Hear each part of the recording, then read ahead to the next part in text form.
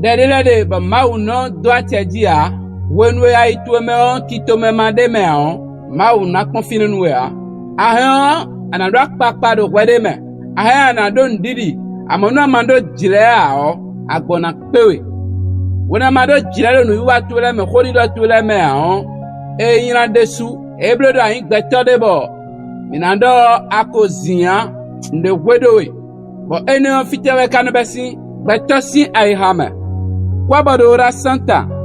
de wonu mi member na khode ba krona se de gbetwe bina hanundo titusi we mama tit chapitre 2 verset 2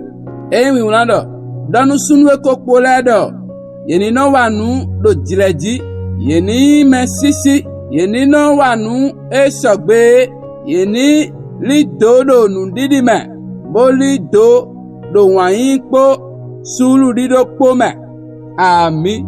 jileji mano do nu bi me on eno henu plewe eni do jile do yuwa metole me on eno so ba no gbeto ezin gbeto zinzin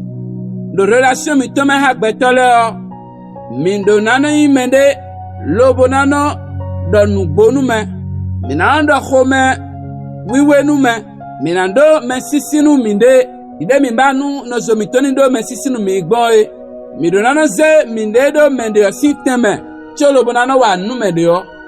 anando nu wide do nu yen we kable mo na yon ku cheme a we cholo bonablo nu me de o yeri maîtriser mende lobo tu mende o ndo ali adewen lobo no zone ko yinu gbetoro medo e kun gbanji fi de relation metele me ha gbeto no zo meton wonwe edo nu klo me on sewe o eno ndidi de me lobo ma do nu kwiji de boy wonwe nu didi ado ma ka do nu kwiji de boy o ado na su dandame ndebu si grand li nu susu to ya retendo femme lobo sien do edeme podo wanyin ko podo kunkun po vive de ei lobo no zon relation meton na kunmanji ha gbetole podo ma upo eno li garder su lobo no dodi